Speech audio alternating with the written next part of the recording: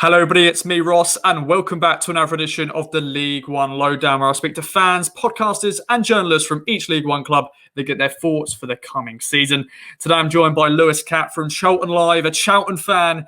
Lewis, it's a pleasure. It's been many ups and downs at Charlton for the last few years. Well, maybe the last decade or so. How's it been as a Charlton fan? And welcome to the show. Thanks, mate. Yeah, thanks for having me on. I think, as you say, ups and downs at Charlton is a bit of an understatement, I think. It's been a roller coaster for the last 7 or 8 years now, to be honest.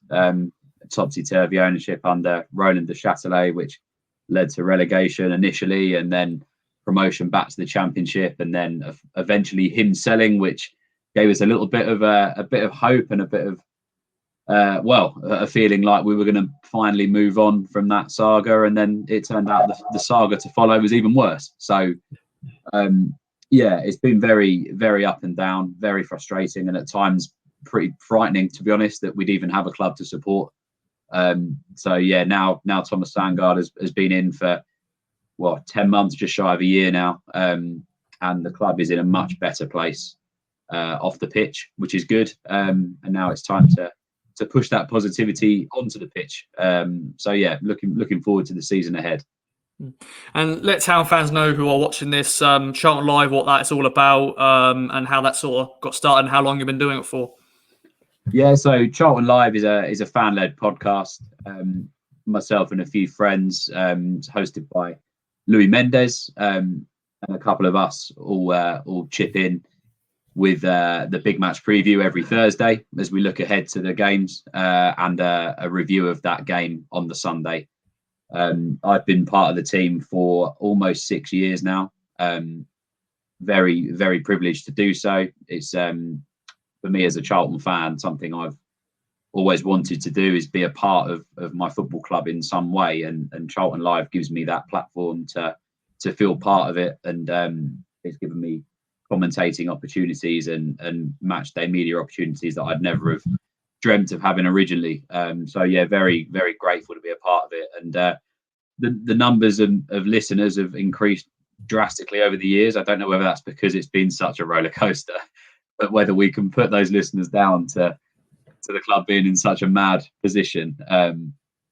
It's a real privilege to talk Charlton week in, week out with my friends, and for that to be broadcast out and give Charlton fans a platform to have their say on, match day opinions, signings, managers, off-field antics and everything over the last 6 years has been a really good fun. So hopefully less of the off-field issues now, and we can focus on some positives on the pitch. But a really good thing to be a part of. Great. And you mentioned signings. Let's talk about the transfer window as a whole. As we're recording, there's a month left to go of the window, and this is out. The 1st July is probably finished. So transfers in and outs have been happening all around League One. What's your thoughts on the ins and outs? Nigel Atkins, he's got an opportunity now for him to build his own squads. I'm sure he's getting supported by the club with the new ownership. What's your thoughts on the ins and any big departure? I know Chuckton Ike is one of them, probably Ben Amos as well, the goalkeeper. But any other key outs, and are you happy with the ins?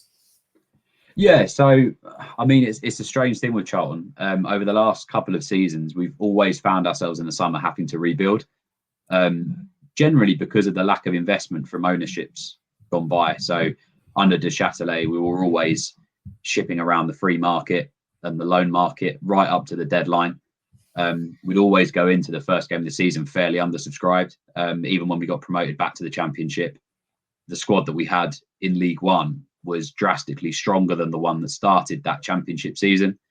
So the likes of Lee Bowyer, Carl Robinson previously have had to sort of dip in and out of the market and make miracles, to be honest, with the help of Steve Gallen, who's been just sensational for finding talent under such difficult circumstances and getting them into the club. So this season really is going to be a bit of a refresher, although we still find ourselves in a very similar position of having to rebuild, but probably purely because of the sort of negligence that we've had from previous ownerships. Last season we were kind of, with Thomas coming in like mid to late September, and the window obviously being extended because of COVID. It was quite lucky, to be honest, that we got those extra couple of weeks to get a squad together. But even then, really, that late in the window, you're still looking at the free market and the loan market to get something together. So to achieve that 7th-place finish last year, considering where we were going into the first game of the season, is a real achievement in my eyes. Of course, it would have been good to get into the playoffs, but that summer, I felt as if we may have not had a club to support beyond it because it got that close. So the rebuild again kind of begins this season, and as you say, under Nigel Adkins, who's a manager with incredible experience at this level. He's got promotions on his CV at this level with Southampton and Scunthorpe, and he's someone that really promotes youth. And given that we have such an impressive academy here at Charlton, it's going to be a really good opportunity for the likes of some of these younger players that we've seen kind of coming through over the last few seasons to make a real stamp. I think Albie Morgan being the most notable, who's been sort of in and around the first team for the last 3 seasons now. So it's going to be a big season for him. But the recruitment has been fairly light so far, to be honest. I think the signings that we have made are impressive ones. We've been able to bring Jaden Stockley back to the club. He joined us on loan in January last year, made a real impact. Just an incredible threat in the air, and also to beat off competition from other clubs at the top end of League One to secure his services is a real bonus for the club. He's been fantastic for us, settled in really well. So he's going to be a big player for us this season. Obviously losing Ben Amos was quite disappointing. For Wigan as well, who are going to be in and around there as well, in my opinion. So to lose your keeper to a promotion rival is disappointing, but luckily we were able to sign a keeper from another promotion rival in Craig McGivory, who's been their player of the season the past few seasons. I've been impressed with him so far. Good experience at this level. And again, another strong signing. And also we've signed Sean Clare, who has history with Charlton, with our academy, but has gone away and played at various clubs. Was at Oxford as a mainstay last season, but was loaned out to I think it was Burton. I think Burton, that's the one. Yeah, because he was unable to play. I think Carl Robinson saw him as a right back, and his preference is more to be a centre mid. So I went out to Burton and got that experience. Impressed me when he played against us at the Valley last year for Burton. So he's a good signing. And George Dobson as well from Sunderland, who again maybe didn't hit the heights in Sunderland as expected, but I feel like the pressure at Sunderland as a football club is much greater because of the size, the magnitude and where they are, and that they've been in League One for a few seasons now and haven't got over the line when it's come to getting promoted. I feel like there's a different atmosphere around Sunderland. So there's that immediate extra pressure on a player. He went to Wimbledon on loan last year and got raving reviews, and again has really impressed me pre-season. So yeah, recruitment so far has been pretty good. There is definitely room for improvement. The biggest thing for us over the last few seasons has been having a fairly strong starting 11, or maybe 12 or 13. But then beyond that, you're relying heavily on youth, which at times can be good because you can uncover a youthful talent that may become a bit of a mainstay in your first team. But at the same time, you can bloody these youngsters too early. And we've seen that over the years with players when we've had to do that have then gone on and left the football club, and it's been a real shame. So there's work to be done. There's still some time to do it. I think the market's been fairly slow for a lot of football clubs across all 4 professional divisions. Some clubs have had more investment than others and have been able to secure a lot more players than others and compete at the higher end of the market financially. But I think with us, we've been so mistreated over the years with our finances that Sandgard has had to sort of rebuild from the core all the way out. So not just on the field, but off the field. So facilities at the Valley, facilities for the women's team that have been recently acquired and brought into one club. It's a project rather than something that's going to happen overnight. We do need more bodies in. if we're going to compete in the top 6 this season, in my opinion, we're probably still about 4 or 5 players short at the very least. But so far, so good. And yeah, feeling quite positive about this season. And there's a segue into my next question and talking about the season ahead for Charlton. Nigel Atkins' first full season in charge. He's got the history of getting teams promoted, Scunthorpe and Southampton before.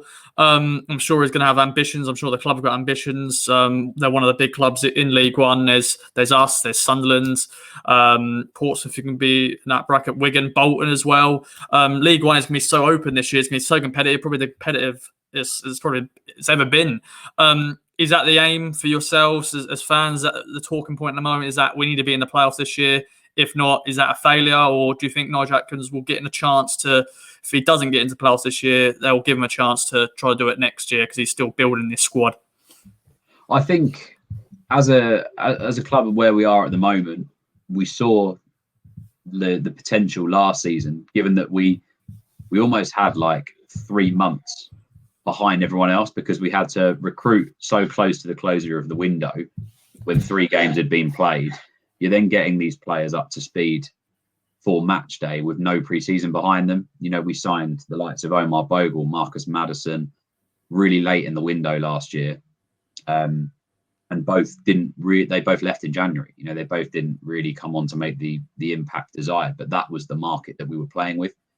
But to still achieve a seventh place finish with that is a remarkable achievement. So I think given that we've had a full window now to do the right business that we need to, have a proper pre-season where we can prepare, you can condition players better, which will help us drastically because our injury record over the last few years has been abysmal. And with Nigel Atkins' previous experience as a physio, you'd like to think that there are a few things in place, maybe some better training programs or better conditioning programs that will look after those players that are fragile to injury. We've got a real chance, I think. But as you rightly say, I think this League One, this season especially, has to be the most competitive League One for a very long time in terms of the stature of the clubs that are in there. We talk about ourselves. We talk about Sheffield Wednesday, Wigan, Sunderland. Some of these sides that are down there trying to get back in, it shows that this league is no easy feat for anyone. You don't come down and bounce straight back up. We're living proof of that, both us and yourselves. Sunderland as well. It's not an easy division. There's no free passes here. You look over the last few seasons at the sides that have done well and got up there. It's about clever recruitment. I mean, MK Dons for me have done some of the best business this window. They're somebody that before the season, before the window opens and you're looking at that blank league table, you don't really naturally put at the top 6. But when you look at the business that they have done and the promising young management they've got in Russell Martin and everything, they look like a side that could threaten this year. Shrewsbury Town, again, very clever recruitment, a strong manager in Steve Cotterill who's got a great experience. They're somebody you can't write off. So there's some big sides in there, but they're going to be on a bit of a pedestal to be knocked off by some of these other clubs that will fancy themselves to give the top 6 a go. But I think for us, top 6 has to be the minimum because we need to get out of this league as quick as possible. Thomas Sandgaard has aspirations to get out of this league as quick as possible. I mean, he has aspirations to get us into the Premier League, but I think we all know that it's, you can't run before you can walk in this situation. So I think for us, we feel like we're a championship football club, and I believe that we are. I think we were unlucky to get relegated when we did. Again, off-field antics really contributed towards that with, players no investment in January, players being injured, players refusing to play when the football season resumed. So we've been very unlucky over the last few seasons. And as a football club, now I think we probably see ourselves that we should be battling for that top 6. And then what happens from there, whether you're in the playoffs, it's always a lottery, isn't it? You never know who's going to win that. Top 2 at the moment, I think, is out of our reach because I think that we haven't got the squad depth that some of the others do. I think yourselves, I think Sheffield Wednesday have got a little bit more squad depth behind them than we do. But there's no writing anyone off. I think we'd be a shoo-in for the top six, but I don't think it's going to be a dead cert that those big clubs form the top six. I think that a lot of people will have a say in it this season, and it's going to be really interesting to see and a really exciting campaign. And of course, the big excitement is fans are back. We'll talk about Town and Charlton's fixture because, of course, you pointed out, and I didn't realise this until then, we're going to be playing each other at the last game of the season. So that could be a massive game at Portman Road. Both sides could be fighting for that final position in the playoffs or automatics or winning the league title. You never know. That's going to be one exciting time. But let's talk about, as an outsider's point of view, what you thought on the Town's business. So I think the one name that you very much know of is Macaulay Bonne. Of course, currently on loan now from QPR, but he made names for himself at Charlton. Unfortunately, was part of that relegation side, but he scored a few goals for you guys. Give us some insight on him and his time at Charlton and what you think of Town's business as a whole as well. We've got new owners, of course. Yeah, so Macaulay Bonne, I think he came in at a difficult time for us, but he came in and did a decent job, considering we signed him from Leyton Orient and he hadn't played, at championship level before. He was sort of back up to Lyle Taylor, Jonathan Lecco. But given our injury record that season, was given a chance quite early on. I remember his first goal for us against Leeds, and we beat them 1-0, title-winning Leeds at home. Macaulay Bonne's first goal. His work rate was always up there. He had a really impressive spell when Lyle Taylor was injured, sort of between the latter end of September and Christmas time. And then more injuries started to settle in, and you saw that obviously the people behind him were weakening, and the pressure on him mounted higher. And I think he struggled with that a little bit. But this is a Macaulay Bonne who's got another season of championship football behind him with QPR. For us, we were in such a mess at that time. It was quite an unfair comparison to make, and there was a lot of pressure on him when the football resumed because Lyle Taylor was refusing to play. So we'd lost our top, our star man, our star striker. Tom Ahmed hadn't scored for us all season. Andre Green had scored like one goal at that time. So all of that striking power and pressure to find goals in a relegation dogfight was on Macaulay Bonne's shoulders, who had played 15 to 20 championship games in his entire career in that season.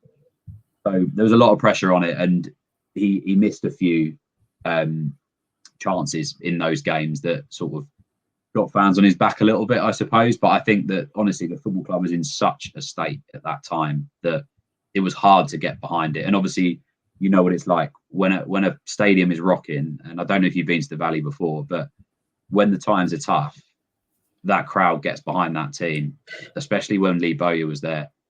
And it made a huge difference. And I think that they needed that. It was almost like that squad needed like a bit of a cuddle from the fans. You know what I mean? Like they needed like a packed stadium. And I think if we did, we would have got it over the line, and we probably would have just stayed up because we were very unlucky. I mean, it was like last kick of the game at Barnsley at Brentford.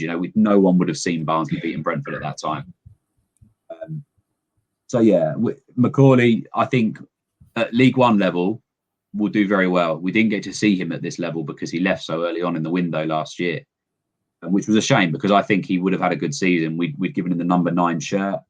He would have been a starter week in, week out. He probably would have been the star striker with Chuks Anike's injury record at the time. And Connor Washington coming in, Macaulay probably would have been the main man, but he got an offer for championship football and he took it at QPR. And now he's on loan with yourselves. I know he's a boyhood Ipswich Town fan, so it's a bit of a fairy tale move for him. And I hope it works out, apart from on the last day of the season and in December when we play you. I hope he has a good season because he's a good player. So, I hope he does well for you. And let's go and talk about the games when we play each other. It's going to be a while away until we play you firstly, of course, December, and then the last game of the season. So a lot of football have been kicked by then, a lot of points won, a lot of points lost. What do you reckon we can expect from those games, and what sort of football is Nigel Atkinson playing? And, we've got the little connection, of course, like I said off air, is Charlton Town back in the day, Darren Bent, Matty Hollands, Dan Ambrose, you can name all, Marcus Bent, there was loads of them. So we always got that connection there. And I love going to the Valley. I've got some great memories at the Valley. Definitely the Noel Hunt late winner live on TV. I'm sure that still hurts a little bit, but that was Yeah, I didn't like that unbelievable one. scenes. That was unbelievable scenes. But what can we expect from those two games? And Nigel Atkins, our experienced manager, Paul Cook, and our experienced manager who's won promotion from this league. It's going to be, I'm sure, a very tight game, and definitely that final game of the season. Yeah, and like you say, two sides led by very experienced managers at this level. Paul Cook was a name mentioned when pressure was on Bowyer last season that Charlton fans wanted in. I think he was linked with Sheffield Wednesday for ages, and we were kind of thinking, well, we're never going to be able to get him if he's going to go there because of them being in the Championship and everything. But he never went there. Obviously, took the role with you guys when Paul Lambert left, and again, a great manager, a manager that I really admire actually, because the situation that he had to deal with at Wigan in the Championship. Again, I felt they were harshly treated with their off-field position because they were comfortably safe in that division at the time, and that shows how good of a job he did. And you look at the side that they had that season as well, the recruitment that he did. You know, the likes of Kiefer Moore, who's now, you know, scoring goals week in, week out for Cardiff in the Championship, and some of the other players in there, they were a great side, Wigan, a really, really strong side. And it was a real shame. You don't want to see any club go through off-field antics that can derail that season, because I think between December and the end of the season, I think they were bottom at Christmas or something. And they ended up finishing, if you take away the fact they had the points deducted, they'd have finished like 12th or something. It's incredible. Like, you know, so he's a very, very good manager, Paul Cook. He's obviously done it with Portsmouth at promoting them out of League Two. He's done it with Wigan, promoting them out of League One and into the Championship. And in my opinion, a very strong appointment from Ipswich. And you can see already the recruitment paying off. I think, as we've said already, Bon, I think, is a great acquisition. Joe Pigott, for me, is the best deal that you guys have struck. I think Joe Pigott is an unbelievable striker at this level. I only wish that he was coming back to us, to be honest. So, you know, Joe Pigott, Connor Chaplin, like, you know, the players that you guys are attracting now with Paul Cook as a manager makes you a very dangerous outfit in this division. But also, you never know. Sometimes you make changes like that and you don't always gel. People spend money in this division and expect to bounce straight back up, and that doesn't always happen.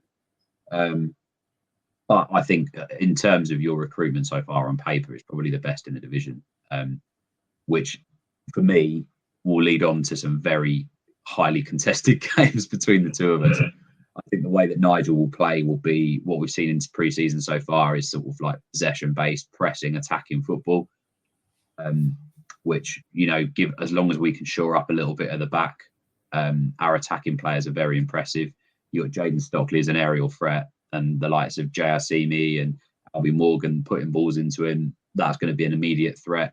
I think George Dobson and Sean Clare will form a great midfield partnership for us that will be fairly strong defensively. Sean Clare especially is very box-to-box, so I think he can be a threat at both ends. But when I've seen them playing together so far pre-season, we drew 2-2 with Palace on Tuesday against a strong Palace side as well. And the way that we want to play, we looked like the better side against Premier League opposition.